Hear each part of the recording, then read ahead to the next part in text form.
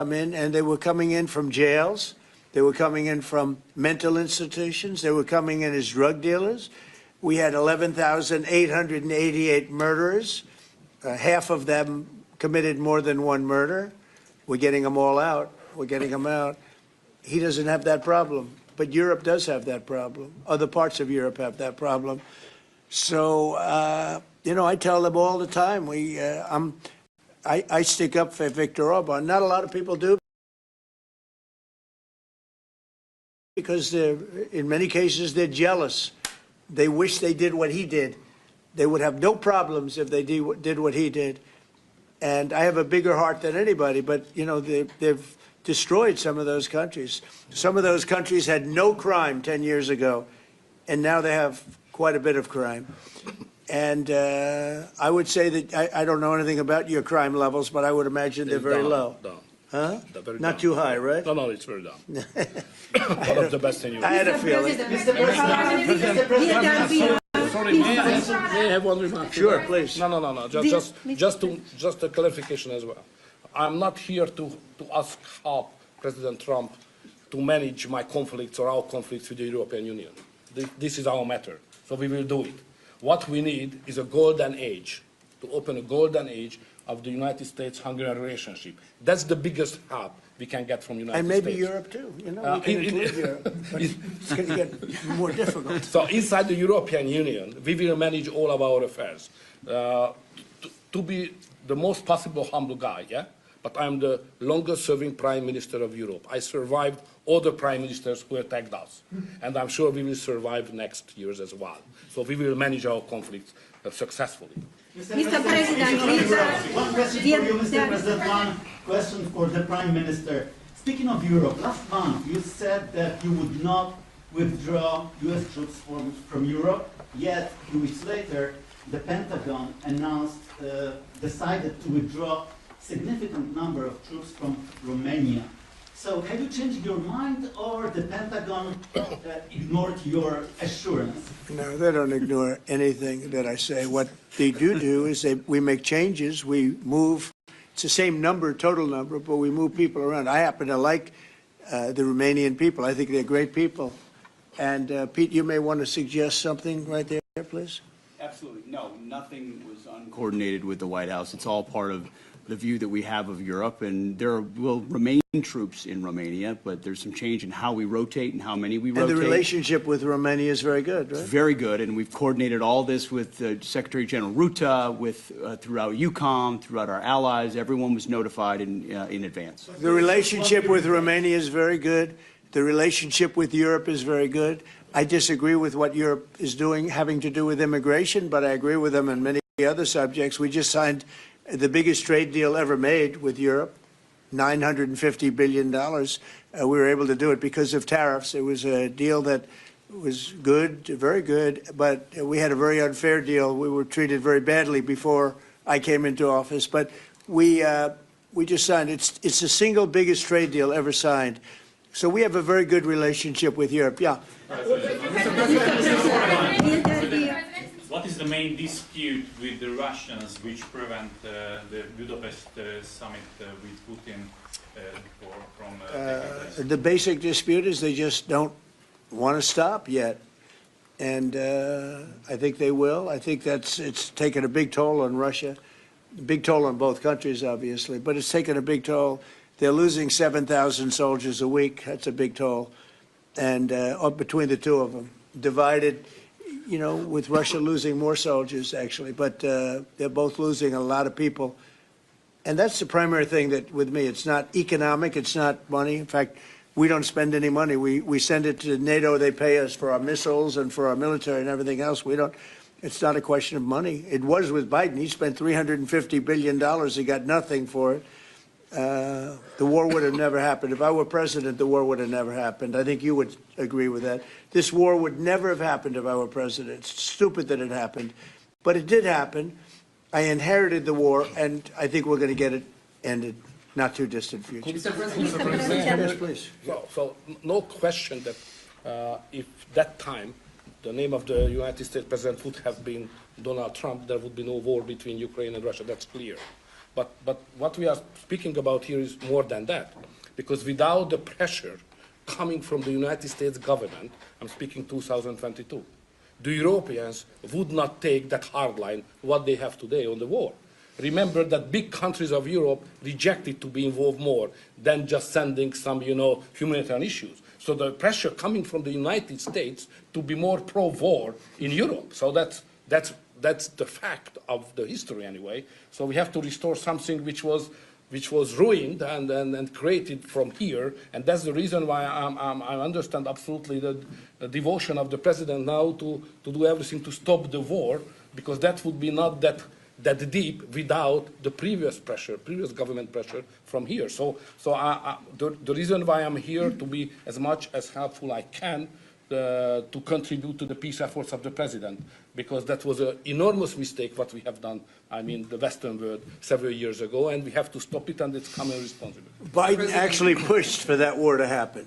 Okay, if you can believe it. Nobody can believe it, but it's one of those things. And now look what happened. Look what's happened to Ukraine. It's a much smaller country. A lot of people are dead. You take a look at it's a whole different world over there. And Russia has not been helped by that war either. They lost a tremendous number of soldiers and people.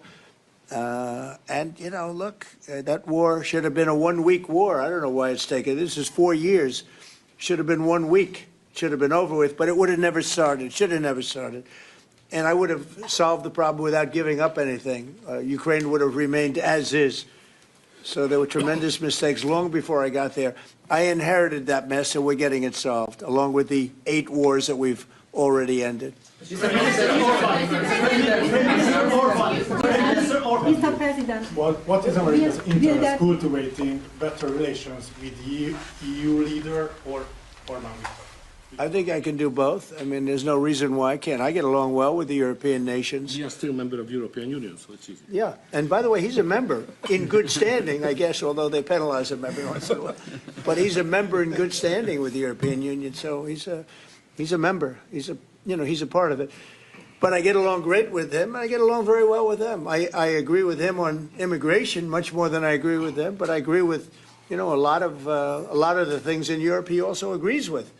But he had a difference, I would say, primarily on immigration more than anything else. And I happen to think he was right, because their whole fabric has changed. You go to some of the countries, they're unrecognizable now because of what they've done. And Hungary is very recognizable. Yes, ma'am. Mr. President. Yes, Mr. President. Will there be a peaceful meeting in Budapest still this year? What do you think? You mean a meeting with President Putin? Yes. You mean in Hungary? Well, I'd like to keep it in Hungary, in Budapest. That meeting, it turned out I didn't want to do that meeting because I didn't think anything was going to be happening of significance. But if we have it, I'd like to do it in Budapest. Yeah, it'd be good. Mr. President, you said many times to support Viktor Orban. Why is it important to win the next election, for example, for the United States, Hungary, and also Europe? Why is it important? Well, I don't know his opponent. I don't know if he has an opponent yet. At some point he will, I guess. We always have opponents, always. right? Not much of an opponent. But I'll be supportive of him. He's done a fantastic job. We've had a great relationship. The United States, look, we had a country that had no leader. It had an auto pen, illegal auto pen, totally illegal. And that's coming out stronger and stronger. But we had no leader in the United States. Hungary, as an example, had no relationship with the United States, even though we do, billions of dollars in trade with Hungary. Hungary's a big country economically. We do, billions of dollars in trade with Hungary. Why would they give that up? And they gave up so much else. Look, they gave up everything. This country was poorly run. I think if I didn't win the election, we might not have a country, if you want to know the truth, not a recognizable country. But our relationship was immediately good as soon as I won the election, because Victor's one of the people that's highly respected, and we had a great relationship with Hungary. We do again. That was an easy one. Yeah. Do you and Prime Minister Orban agree on ways to put pressure on President Putin to come to the negotiating table to end the war in Ukraine? I think we agree that the war is going to end Sometimes people have to fight it out a little bit longer, but I think we agree that the war is going to end in the not-too-distant future. Do you want to talk about that, Victor? I have some ideas, and I will present it to the president. How to stop it. Mr. Prime Minister. Mr. President, since you brought up the Walmart Thanksgiving meal, Yeah. and it is cheaper, but it also contains less. As affordability Well, I haven't continues heard to be that. an You're telling issue- me. Who are you with? Who are you with? I'm with NBC News, sir. Fake news. As NBC. You're fake affordability news. continues What to a, be what a a, problem for Americans, NBC's gone down the tubes along with most of the rest of them. If I may ask, why do you think there's such a disconnect between the economy that you're describing day to day and the way many Americans say they're feeling and they're concerned about? Well, they feel better about our country right now, other than the shutdown, obviously, which is caused by the Democrats, could be ended by the Democrats in 2 minutes. They feel much better. We have more jobs. We just set a record on jobs. You do know that. We have more investment in our country than any country in history. We're over $18 trillion as of this moment, and we're going to be maybe at 20 or 21 trillion by the time I finish up my first year. And there's been no country, China, no country in the world that's done anywhere even close to that number. Your friend Biden, as an example, in 4 years was less than $1 trillion. We'll be at 21 trillion in 1 year. So there's no country that was even close to that, and our country was a laughingstock all over the world. We have more jobs, we have more potential than any other country, and frankly, we're the hottest country right now. Victor said to me before, we're the hottest country anywhere in the world. Think of it. We'll have $21 trillion invested. We have auto plants pouring back in. We have AI pouring back in. We're leading China in AI by a lot. We're leading everybody in every category. There's no category that we're in second place. So I just heard this yesterday that Walmart said that the Thanksgiving was 25% more expensive under Biden. That's a big, to me, that's a big number, because Walmart's respected. I mean, Walmart is Walmart, and, you know, they're giving you prices. So that would mean that the whole series of pricing and costs, you know, the groceries and everything else, it was a con job. It was a con job. Affordability, they call it, was a con job by the Democrats. The Democrats are good at a few things: cheating on elections and conning people with facts that aren't true. It was 25%. Walmart just announced it 2 days ago.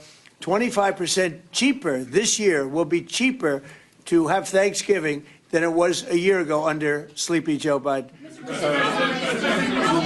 You say that affordability is a con job, as you put it. Say it. You said affordability was a con job, and you didn't want. You said last night you didn't want to talk about affordability. I talked about it. When did I not want to talk about it? I talk about it all the time. We are much better than Biden and all of them. Now, just so you understand, do you remember that the Biden administration had the highest inflation in 48 years, but most people say ever recorded? Do you remember that? Right? Do you remember it? Did they have the highest inflation in 48 years? Did they? Just answer me the question. You know the answer. The answer is yes. They had the worst inflation in 48 years. We have almost no inflation. We're down now to 2%, and we'll be at maybe 1%. You want to always stay above 1%, actually. You want a little tiny bit of inflation. We're at a perfect number. They were at the highest level in recorded history, okay? And when you talk about affordability, that one fact. Now, let's talk about the second biggest subject after inflation, energy. We're going to be at $2 gasoline. We're going to be approximately $2 very soon. We're a little bit above $2 right now for gasoline. Now, under Biden, it was $4.50. It even hit $5, but it was $4, $3.50. We're going to be at $2 a gallon. So gasoline's much less. Energy costs are less. When you have energy and when you have gasoline less, everything else follows. It's such a big category. So when you have lower energy prices, which I think you admit we do substantially, that means everything else. So we are the victors on affordability. But if I watched that election, which I was not much involved in, I didn't support Virginia, the candidate, didn't do a lot of support for the other candidates. They asked me about Cuomo, and I said, well, it's a question, do you want a thug or do you want a communist? I mean, that was my response. So I wasn't involved in that stuff too much. But I will say this, If you look at affordability, which they campaigned on, they lied because they talked about, oh, prices are up. No, no. Prices are down under the Trump administration, and they're down substantially. Energy prices are down by 30, 35, 40%. Gasoline is way down. And the other big thing is inflation is way down. The biggest thing is inflation. The second biggest thing is energy. Energy is way down, and what's also down? Gasoline. Also, the biggest thing is inflation, and it's way down. We took over a mess, the highest inflation in recorded history. Some people would say 48 years. I'll take either one of them. But I believe it's the highest inflation in recorded history. That alone makes it impossible for them to have done a good job affordability-wise. So one other thing. When I came into office, Victor, 2 days into office, they were screaming at me about the cost of eggs. I was there for 2 days. Eggs had quadrupled. And I said, listen, I just got here. Let me check it out. And they were right. Eggs had gone up by 3-4 times. Within a period of a few months, we had eggs down to a normal cost. We did a great job on groceries and affordability. The only problem is the fake news. You people don't want to report it. And in fact, I'd like to ask Caroline. Where's Caroline? I'd like to ask Caroline a question. Where is she? Did she? Uh-oh. She deserted us. She deserted me. Our great Caroline superstar deserted me. Anyway, she's right outside. She was going to talk about it because the fake news yesterday, they talked about that. They said, oh, I don't want to talk about affordability. The reason I don't want to talk about affordability is because everybody knows that it's far less expensive under Trump than it was under Sleepy Joe Biden. And the prices are way down. Caroline? Yes, sir. Could you discuss that question that was asked and how it was asked in such a fake, disgusting manner by the fake news? Yeah, and I just saw it asked again here, and it's very unfortunate that the reporters in this room refused to address, sir, what you just said, which is that you inherited the worst inflation crisis in modern American history, and you are fixing it in 10 short months. And your entire administration has been tasked with this effort, from Treasury Department to Agriculture Department to the National Economic Council right here at the White House. They are slashing regulation. He signed the largest middle-class tax cut in 6 months. In 6 months, in record time, putting more money back into the American people's pockets. So affordability is what the American people elected this president to do, and he is doing it, and you guys refuse to cover it, and you refuse to cover that the previous administration created the worst unaffordability crisis in American history. And I've been watching the TV all day saying that he doesn't want to talk about affordability. That's what he's working on every day, and that's what this administration is doing. Right now. But you know why they refuse to cover it? Can I get Because her they're for fake someone? news, that's why. Go Can I ahead. get her someone? Sure. Caroline, the Prime Minister would like you to work for him in Hungary. Please consider You know it. what? That's a very good decision you just made. Please don't leave us, Caroline. Yeah, please. You spoke to Republican senators. They do not seem interested right now in getting rid of the filibuster. That's too bad. They're making a big mistake. That's right. No, but they're coming my way. You're right. Wait a minute. The way to do it for the Republicans is to terminate the filibuster. They call it the nuclear option. This is the second form of nuclear. Very good, very good. This is a good form. This is not a bad form. I would have been in favor of that a long time ago. But you know the Democrats are going to do that. And most of you will admit the Democrats are going to do that. So why aren't we doing it? And I think only a foolish person would be against that, especially when you realize that these are crazed people. These people are absolutely crazed, Trump derangement syndrome, whatever it may be. And I am totally in favor of terminating the filibuster. And we would be back to work within 10 minutes after that vote took place. And lots of other good things would happen.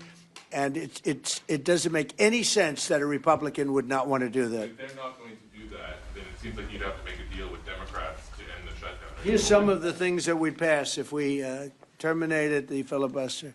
Voter ID, no mail-in voting, no cash bail, no men and women's sports, no welfare for illegals. You could go on and on. This is 2 pages of things we'd do if you did that.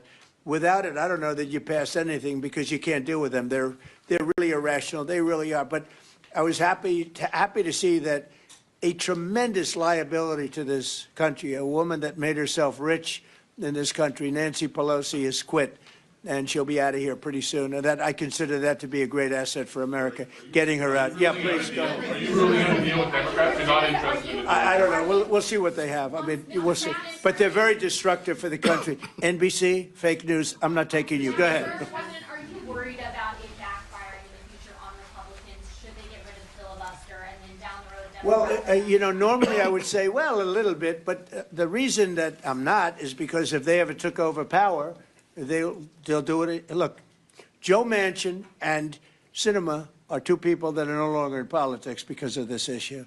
They were opposed to what the Democrats wanted to do. They wanted to terminate the filibuster. They were opposed to it. They're no longer in politics. They're gone. The Democrats will do this. So if the Democrats are going to do it, I'm saying Republicans should do it before they get a chance. It's very simple. And if we do it, we will never lose the midterms, and we will never lose the general election, because we will have produced so many different things for our people, for the country, that it would be impossible to lose an election. Are you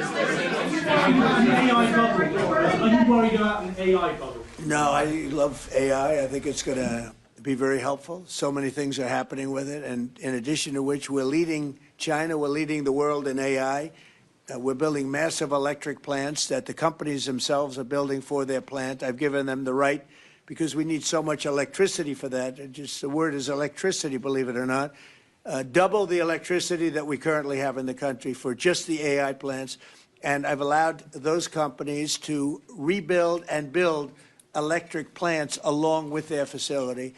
We're getting approvals done in less than a month, sometimes in 2 weeks, for massive, beautiful, massive buildings. And no, I'm totally in favor of it. I think it's really going to be the wave of the future, and we're leading the world. We're leading everybody by a lot. How long do you think the shutdown will last? Mr. President, how long do you think the shutdown will last? I don't know. It's up to the Democrats. We voted, the Republicans have voted 14 times to open up the country, and the Democrats have voted 14 times to hurt the country, really. They should approve it, but they might not. That's why I like the fact that we terminate the filibuster. If we terminate the filibuster, the country will be open within 10 minutes after that termination, because we'll take a second vote, which is the opening of the country, and the Republicans will vote to open the country. That's one of the reasons, not the major reason, by the way. I think it's less important than the other things that we get. But if we terminate the filibuster, the second vote that we will take will be to open up the country. It'll take 10 minutes, and the country will be open. Is there any room for bipartisanship? Because it seems like that's the main purpose of the filibuster, is to create some sort of compromise. So Well, it didn't work, obviously. So how You're do you right. encourage That was the bipartisanship? purpose of the filibuster, bipartisanship, but that didn't work. So are you saying the next 3 years in Washington there shouldn't be? Well, no, if the filibuster is terminated, we will have the most productive 3 years in the history of our country. If the filibuster is not terminated, then we will be in a slog with the Democrats, and very little for either party will be done. So it's a good thing. Thank you very much, everybody. Thank you very much. Thanks, guys. Let's go. Thank you. Thanks. Thank you, Brad. Let's go. Head out. Thank you, guys. Thank you. Thank you, Brad. Guys, head out. Let's go. Let's go.